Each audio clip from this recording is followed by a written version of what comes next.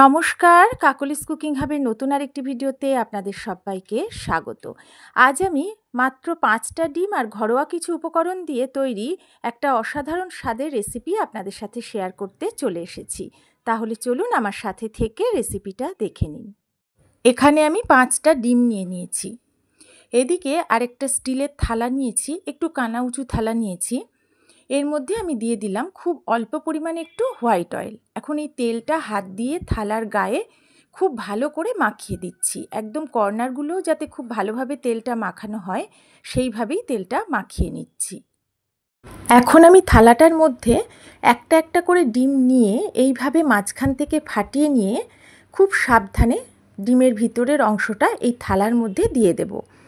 এইভাবে দেওয়ার সময় খেয়াল রাখবেন যেন ডিমের কুসুমটা ভেঙে না যায়, কুসুমটা যেন গোটাই থাকে। এই রেসিপিটা বানাতে খুব বেশি হলে 10 থেকে 15 মিনিট সময় লাগবে। পুজোর সময় আমাদের তো মাঝে মাঝেই মুখরোচক কিছু খেতে ইচ্ছা করে। বাইরের খাবার না খেয়ে বাড়িতে ষষ্ঠী অষ্টমী বাদ দিয়ে যে কোনো দিনে কম ঝামেলায় খুব সামান্য কিছু ঘরোয়া উপকরণ দিয়ে এই রেসিপিটা কিন্তু বানিয়ে নিতে পারেন। এখন এই ডিমগুলোর উপরে আমি ছড়িয়ে দিচ্ছি স্বাদ মতো লবণ। লবণটা হাতে দিয়েই ছড়াচ্ছি, তাহলে চারিদিকে সমানভাবে ছড়ানো যাবে। আপনারা স্বাদ বুঝে লবণটা দিয়ে দেবেন। এবারে আমি এর ওপরে ছড়িয়ে দিচ্ছি বেশ কিছুটা চিলি ফ্লেক্স। চিলি ফ্লেক্সটাও এমনভাবে ছড়াচ্ছি যাতে সব জায়গাতেই সমানভাবে পড়ে। এরপরে আমি এখন দিচ্ছি বেশ কিছুটা কাসুরি মেথি, হাতে একটু এটা ঘষে নিয়েছি, নিয়ে চারিদিকে ছড়িয়ে দিচ্ছি। কাসুরি মেথি দেওয়ার পর আপনারা এর উপরে কিছুটা ধনেপাতা কুচিও ছড়িয়ে দিতে পারেন। এখন এর উপরে আমি ছড়িয়ে দেব বেশ কিছুটা ভাজা মশলার গুঁড়ো। এই ভাজা মশলার গুঁড়োটা একটু বেশি করে দেব, তাহলে গন্ধটা খুব ভালো আসবে। ভাজা মশলার মধ্যে আছে গোটা জিরে, ধনে, গোলমরিচ, শুকনো লঙ্কা, লবঙ্গ, এলাচ, দারচিনি। এগুলো শুকনো কড়াতে ভেজে আমি গুঁড়ো করে রেখেছিলাম। আপনারা ভাজা মশলাটা যদি অ্যাভেলেবেল না থাকে গরম মশলার গুঁড়ো দিয়ে দেবেন, আর একটু জিরে ভাজার গুঁড়ো দিলেও হবে। এখন গার্নিশিংটা আমার কমপ্লিট। এবার পরের স্টেপে যাব। একটা ডেচকিতে বেশ কিছুটা জল নিয়ে আমি গরম হতে বসিয়ে দিয়েছিলাম। জলটা গরম হতে শুরু করেছে। এখন যে থালাটায় আমি ডিম ভেঙে গার্নিশ করেছি সেই থালাটা এই গরম জলের ডেচকির উপরে বসিয়ে দিলাম। জলটা এমন পরিমাণ নিতে হবে যাতে ফুটলেও যেন থালার গায়ে জলটা না লাগে। এবারে এই থালাটার ওপরে আমি একটা ঢাকনা দিয়ে ঢেকে দেব। এই ঢাকনা আর থালার মধ্যে যেন কোনো ফাঁক না থাকে। গ্যাসের ফ্লেমটা লোতে রেখে দেব, আর এই ডিমটাকে আমি ওই জলের স্টিমে ভাপাবো। আমি 10 থেকে 15 মিনিট এইভাবে বসিয়ে রাখবো। এদিকে আমি একটা বোল নিয়ে নিয়েছি। বোলের মধ্যে প্রথমে আমি নিয়ে নিচ্ছি 3 টেবিল চামচ মতো বেসন।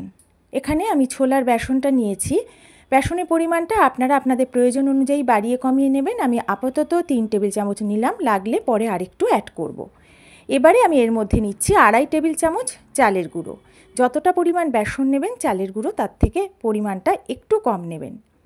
এবার আমি দিচ্ছি 1 চা চামচ জিরে গুঁড়ো, 1 চা চামচ ধনে গুঁড়ো, আর দেব 1/2 চা চামচ হলুদ গুঁড়ো।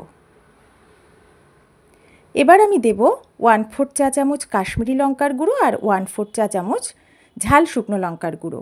এখানে আপনারা কাঁচা লঙ্কা বাটা বা গোলমরিচ গুঁড়োও দিতে পারেন, আর ঝালটা অবশ্যই আপনারা আপনাদের স্বাদ মতো দেবেন। দিলাম স্বাদ মতো লবণ আর 1/4 চা চামচেরও কম গুঁড়ো চিনি, আর দিলাম 1/4 চা চামচ আদা বাটা। এখন অল্প অল্প করে জল এই বেসনের মিশ্রণের মধ্যে অ্যাড করে আমি একটা ব্যাটার তৈরি করে নেব। প্রথমে খুব অল্প পরিমাণ জল দিলাম, দিয়ে জলের সাথে সব উপকরণগুলো আমি চামচ দিয়ে মিশিয়ে নিলাম।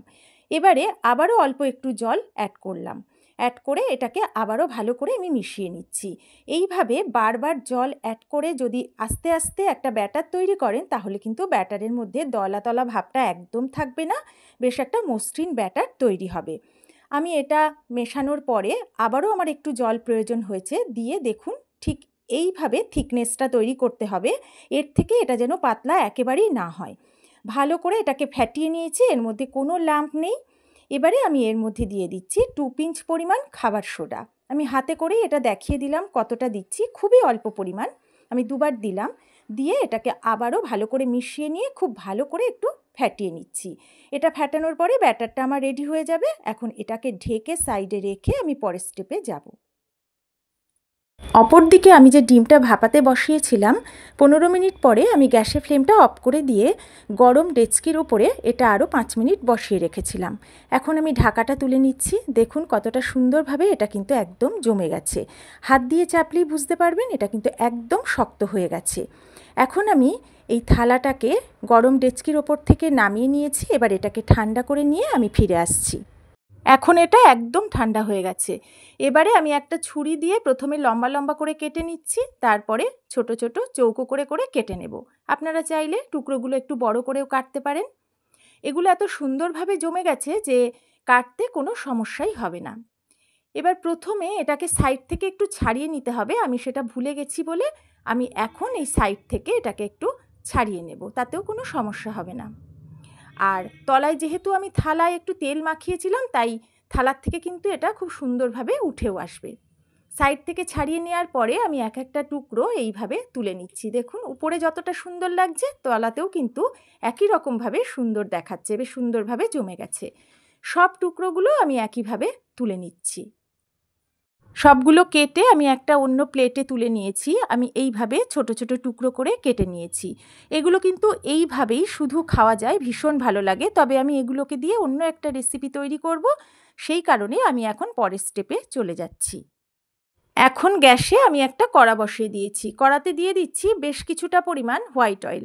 তেলটা আমি এখন হাই ফ্লেমে গরম করে নেব। এখন যে ব্যাটারটা আমি রেডি করে রেখেছিলাম সেই ব্যাটারের মধ্যে ভাপানো ডিমের একটা টুকরো আমি দিয়ে দিলাম। এবার একটা চামচের সাহায্যে ব্যাটারটা এই টুকরোটার গায়ে খুব ভালোভাবে মাখিয়ে নিচ্ছি। উপর নিচ করে উল্টে পাল্টে বেশ মোটা করে ব্যাটারটা আমি টুকরোটার গায়ে মাখিয়ে নিয়েছি।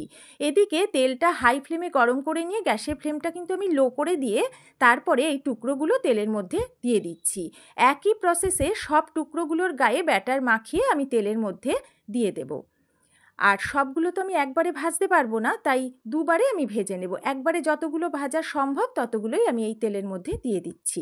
যারা প্রথম থেকে এতক্ষণ আমার সাথে থেকে ভিডিওটা দেখছেন তাদের সবাইকে অনেক অনেক ভালোবাসা। আর যারা নতুন বন্ধু প্রথম এসে আমার চ্যানেলে ভিডিও দেখছেন, যদি আমার ভিডিও ভালো লাগে অবশ্যই আমার চ্যানেলটা সাবস্ক্রাইব করে আমার পাশে থাকবেন। একই প্রসেসে আরও অনেকগুলো টুকরো আমি তেলে দিয়ে দিলাম। সবগুলো দেওয়ার পরে আমি এগুলোকে আস্তে আস্তে একটু ছাড়িয়ে ফাঁকা ফাঁকা করে দিচ্ছি, যাতে এগুলো গায়ে গায়ে লেগে না যায়। এগুলো আমি এখন কিন্তু উল্টাবো না। একটা চামচের সাহায্যে গরম তেল নিয়ে আমি এই পকোড়াগুলোর উপরে ভালোভাবে দিয়ে দিচ্ছি। উপর থেকে গরম তেলটা দিলে উপরের যে কাঁচা ভাবটা সেটা কিন্তু অনেকটাই কমে যাবে, একটু ভাজা ভাজা হয়ে যাবে। তার ফলে আমি যখন এগুলোকে উল্টাবো তখন কিন্তু খুব সুবিধা হবে। এবারে আমার একটা পিঠ ভাজা হয়ে গেছে, এখন আমি উল্টে দিচ্ছি। সবগুলো একইভাবে উল্টে দেব। দেখুন ওই পিঠটা কিভাবে লাল করে ভেজেছি, একইভাবে অপর পিঠটাও আমি ভেজে নেব। এগুলো ভাজতে কিন্তু খুব একটা বেশি সময়ও লাগে না। প্রথমে আমি গ্যাসের ফ্লেম লো করে ভেজেছি, এখন উল্টে দেওয়ার পরে আমি গ্যাসের ফ্লেমটা মিডিয়ামে করে দিয়েছি। যেহেতু ভিতরের ডিম অংশটা একদম রেডি আছে, তাই এগুলো কিন্তু খুব সহজেই ভাজা হয়ে যাবে। উল্টে পাল্টে লালচে করে এগুলো ভাজা হয়ে গেছে। এখন তেল ছেঁকে আমি একটা অন্য পাত্রে তুলে নিচ্ছি। তাহলে দেখতেই পেলেন কত চটজলদি একটা অন্য রকমের নতুন ধরনের ডিমের পকোড়া তৈরি হয়ে গেল। এগুলো এইভাবে বাড়িতে বানিয়ে সবাইকে খাওয়াবেন, আশা করি সবাই ভীষণ খুশি হবে। একদম নতুন ধরনের ডিমের পকোড়া আমি সস আর মেয়োনিজের সাথে সার্ভ করে দিয়েছি। এটা ধনেপাতার চাটনি দিয়েও আপনারা খেতে পারেন, খেতে ভীষণ ভালো লাগবে। আমি একটা পকোড়া ছিঁড়ে আপনাদের একটু দেখিয়ে দিচ্ছি ভেতরে ডিমের পুরটা কেমনভাবে রয়েছে। দেখুন এটা কিন্তু ভীষণ সুন্দর, খেতে ভীষণ ভালো লাগবে। যদি আমার ভিডিওটা আপনাদের ভালো লাগে অবশ্যই আমার ভিডিওতে একটা লাইক কমেন্ট করবেন, পারলে একটু শেয়ার করবেন। আর বাড়িতে অবশ্যই পুজোর মধ্যে এইভাবে এই রেসিপিটা বানিয়ে খেয়ে আমাকে পারলে জানাবেন কেমন লেগেছে। নতুন পুরনো সকল বন্ধুদের অনেক অনেক ভালোবাসা আর ধন্যবাদ জানিয়ে আজকের মতো বিদায় নিচ্ছি। সবাই ভালো থাকবেন, সুস্থ থাকবেন।